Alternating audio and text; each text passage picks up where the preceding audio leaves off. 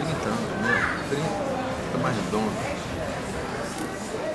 O coronel Fernando Montenegro tem 30 anos de exército, ele é o coronel das Forças Especiais do Exército e agora está na reserva.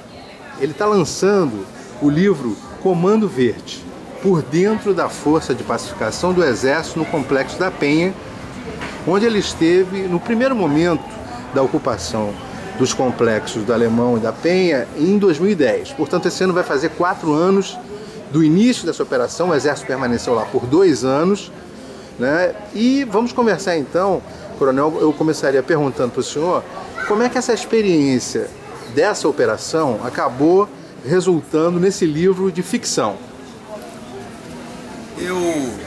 Desde que eu entrei lá nos complexos do Alemão, primeiro comandei a ocupação do Alemão e depois da Penha, eu comecei a visualizar vários incidentes extremamente atípicos ocorrendo e com um enfoque privilegiado. Então a narrativa é uma narrativa de uma pessoa que foi criada em Copacabana, na zona sul do Rio de Janeiro, depois morei em São Conrado e Barra, e uma pessoa que de repente, apesar de ser um força especial do Exército e ter uma bagagem profissional bastante intensa, de repente você é obrigado a ficar 6 meses dentro de um complexo de favelas extremamente denso e perigoso, respirando aquele ambiente, aquele oxigênio. Então uma experiência bem atípica e com incidentes que você nunca vai imaginar que vai ter condições de presenciar. Muitos deles eu presenciei e vários deles, na verdade, talvez a maioria, foram incidentes que ocorreram com companheiros e com subordinados, né?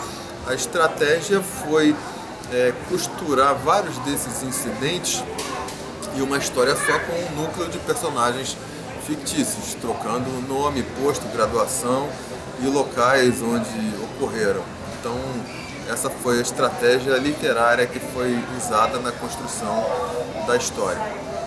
Nesses 30 anos de exército que o senhor tem, coronel, o senhor começou praticamente quando ocorreu no Rio de Janeiro a Operação Rio, em 1984, que foi uma grande operação com a participação das Forças Armadas de ocupação de favelas da cidade para tentar conter o tráfico.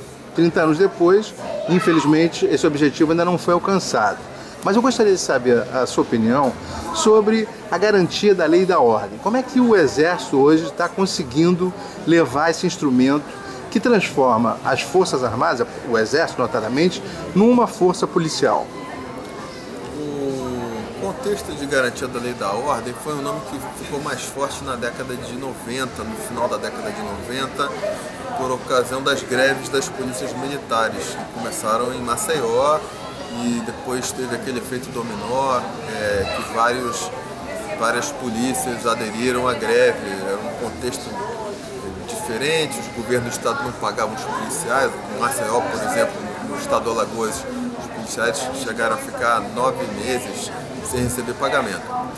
Voltando ao assunto do GLO, o GLO ele tem tido uma evolução grande no Exército. É um tipo de operação que engloba vários tipos de estratégias, não é uma só ocupação de favela, né? Então a faixa de fronteira também tem a parte de GLO, controle de extração ilegal de madeira é a garantia da lei e da ordem, mas aqui no Rio particularmente, esse tipo de operação ele foi sendo aperfeiçoado. Inicialmente não se usava armas não letais, arma de borracha, não se usava spray de pimenta, então a tropa entrava lá com baioneta, com um fuzil 762. E ao longo do tempo houve um aperfeiçoamento desses processos. A indústria bélica nacional também ela se desenvolveu, então nós temos empresas de ponta hoje aí como a Condor, que deram a oportunidade para que as Forças Armadas passassem a adquirir um equipamento de melhor qualidade e mais vocacionado para esse tipo de operação. Então, hoje em dia, o Exército desenvolve esse tipo de operação com uma formação normalmente híbrida. Você tem um grupo de combate em que você tem militares com fuzil, com metralhadora, com pistola e também tem armamentos, tecnologia não letal ou menos letal, com bala de borracha, com spray e etc. Então houve uma grande evolução, principalmente também na doutrina, na escrituração das regras de engajamento. O embasamento legal ele foi sendo aperfeiçoado ao longo do tempo e hoje eu acredito que as Forças Armadas estão muito mais bem preparadas do que antes. Até porque foi criada uma doutrina em cima disso, manuais, grupos de estudo, foi criado um centro de instrução de garantia da lei e da ordem que fica em Campinas e alguns outros centros de treinamento espalhados pelo Exército. Desde da academia já existem estudos de operações de garantia da lei e da ordem, o tenente ele vai sendo preparado para isso, na ESAO e na ECM também, e vários exercícios de quadros também desenvolvem esse tipo de operação. Então o Exército hoje, particularmente as Forças Armadas, estão bem mais preparadas, com um enfoque maior no Exército. Porque filosoficamente o Exército e as Forças Armadas resistem a fazer esse papel de polícia? É um tipo de operação que desvia o Exército de outras atividades. E é uma operação que gera muito desgaste e ela também tem um problema da interação com a polícia, com a segurança pública, da interação com a mídia.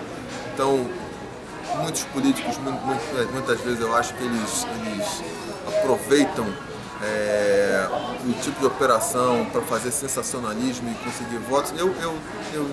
Eu acredito que seja basicamente por causa disso.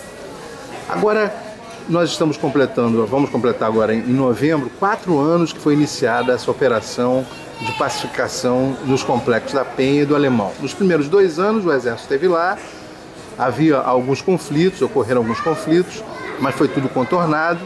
E depois entrou a Polícia Militar com a implantação efetiva das unidades de polícia pacificadora. Por que, na sua opinião, coronel, esse problema ainda não foi resolvido? A polícia ela tem uma forma de trabalhar bastante diferente do Exército. Ela não tem a mesma capacidade logística e nem de efetivo para colocar nas operações. E a polícia ela tem muito mais problema com desvio de conduta. Então é uma instituição que ela fica muito mais exposta à interação com o público, com corrupção. Isso aí gera sequelas. O Exército na operação, ele para se prevenir contra esse tipo de problema de desvio de conduta, ele optou por usar grandes efetivos. Então o efetivo normalmente era usado de um grupo de combate, com um sargento, 2 cabos, às vezes 2 sargentos num grupo de combate, 2 cabos e o restante com cabos e soldados. É muito mais difícil você conseguir a adesão de pessoas para fazer algum tipo de desvio de conduta, alguma atividade corrupta com um efetivo grande. Você vai ter que corromper muita gente. E eu acredito que a formação é mais sólida dos oficiais e dos sargentos das Forças Armadas, pelo menos nesse sentido. Há outro ponto que eu acho interessante abordar é que as Forças Armadas elas iam lá fazer um trabalho de apneia de 3 meses e tinha um rodízio a cada 3 meses. Então o pessoal que entrava lá trabalhava num rodízio, num sistema de praticamente 6, 7 dias de trabalho e ficava 2 a 3 dias fora, em descanso, né? E ficava nesse sistema por 3 meses, né? Durante o período que o militar estava na força de pacificação, ele dormia na base, saía da base, ia para a operação e voltava para a base, ele estava respirando aquilo ali 24 horas por dia. E no tempo que ele estava fora, ele estava fora. A polícia tem uma forma de trabalho diferente, alguns trabalham 12 horas e folgam 36, outros trabalham teoricamente 24 horas e folgam 72. Muitos policiais aqui no Rio de Janeiro, eles têm uma segunda atividade, que normalmente é onde eles ganham uma parte do seu sustento. Então eles acabam também se dedicando muito mais a essa segunda atividade. E o efetivo que a polícia emprega é um efetivo bem menor. Então abre mais facilidade para que tenha desvio de conduta. Se você tem, por exemplo, atualmente a polícia está trabalhando lá com um efetivo de guarnição de 3 policiais apenas. Então, 3 policiais trabalhando sempre na mesma área, no mesmo local, eu acredito que seja mais complicado se você tiver pessoas com tendência a ter um desvio de conduta, de você controlar isso daí, uma vez que tenha um conluio, fica muito mais fácil ter um conluio de 3 do que um conluio de 10 pessoas. O policial, ele está sabendo que ele está entrando ali para ficar 1 ano, 2 anos, então ele também tem um ritmo de trabalho diferente. Eu não estou aqui para satanizar a polícia, nem dizer que a polícia não funciona. Apenas eles têm um sistema de trabalho diferente, é um sistema de trabalho que é mais difícil de dar resultado do que o das Forças Armadas, pela logística, pelo efetivo empregado e pela forma de emprego que eles têm. O senhor, como um homem de operações, com formação de operações especiais, agora está se vendo diante do computador, escrevendo, um homem de letras. Eu perguntaria, vai sair algum outro livro? Com certeza. Em breve teremos mais livros sobre operações militares, sobre liderança, sobre gestão e sobre princípios de guerra aplicados ao mundo corporativo. O senhor então tomou gosto pela literatura? Eu acho que escrever é uma atividade prazerosa e com a faixa etária que eu tenho que compartilhar minhas experiências com as outras pessoas. Tá bom, muito obrigado, Coronel. Sucesso no seu livro. Muito obrigado.